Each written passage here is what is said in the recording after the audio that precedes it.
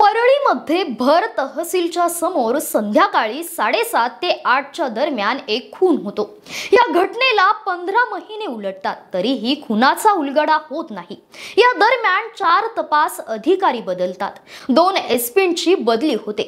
आपल्या पतीला न्याय मिळावा म्हणून पत्नी पोलीस ठाण्याचे उंबरे झिजवते, पण आरोपी मिळत नाही। आपण बोलतोय ते महादेव मुंडे खून प्रकरणाबद्दल। हे प्रकरण नेमकं काय आहे जाणून घेऊयात या व्हिडिओच्या माध्यमातून।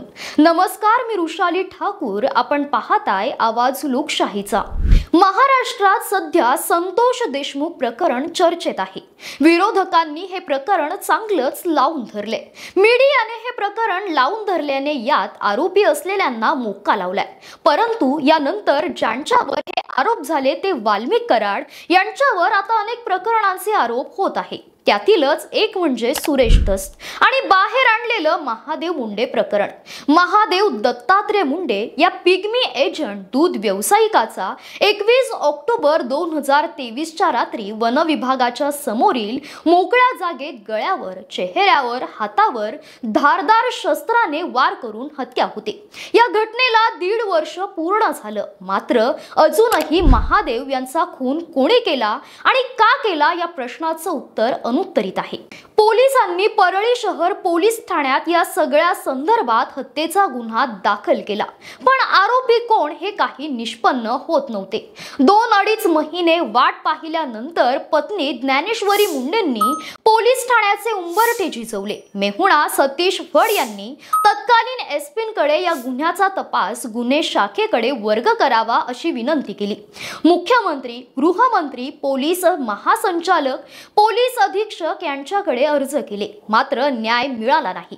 पुढे आमदार सुरेश धस यांनी या प्रकरणाला वाचा फोडली आणि पोलीस तपासात कोणाचा दबाव होता, आरोपी बदलण्यासाठी कोणी दबाव टाकला असं सांगत वाल्मिक कराडच्या मुलाच्या आजूबाजूला महादेव मुंडेंच्या खुनाचे आरोपी फिरत असल्याचा दावा केला। सुरेश धसांनी हे प्रकरण पुन्हा उजेडात आणलं। याच प्रकरणात आमदार धस यांनी पोलीस अधीक्षकांची भेट घेतली आहे आणि हा तपास LCB कडे वर्ग करण्याची विनंती केली। त्याच घटनास्थळावरून कराडचा मुलगा सुशील कराडने मोबाईलवर फोन केल्याचा देखील धस यांनी आरोप केला आहे। याच बरोबर जर 23 ऑक्टोबर 2023 रोजी 8:30 ते 9च्या दरम्यान घटनास्थळावरून मैताची मोटारसायकल, मयत इसमाची चप्पल, मारेकऱ्यांची चप्पल, मारेकऱ्याचा काळ्या रंगाचा हातरुमाल जप्त करण्यात आला।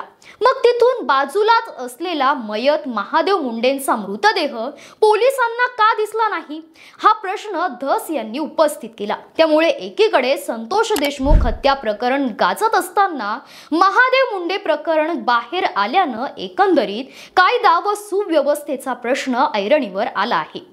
सुरेश धस यांनी जे आरोप केले त्याबद्दल तुम्हाला काय वाटतं? तुमची मतं आम्हाला कमेंट करून नक्की कळवा आणि आपल्या आवाज लोकशाहीचा या YouTube चॅनलला सबस्क्राइब करा। धन्यवाद।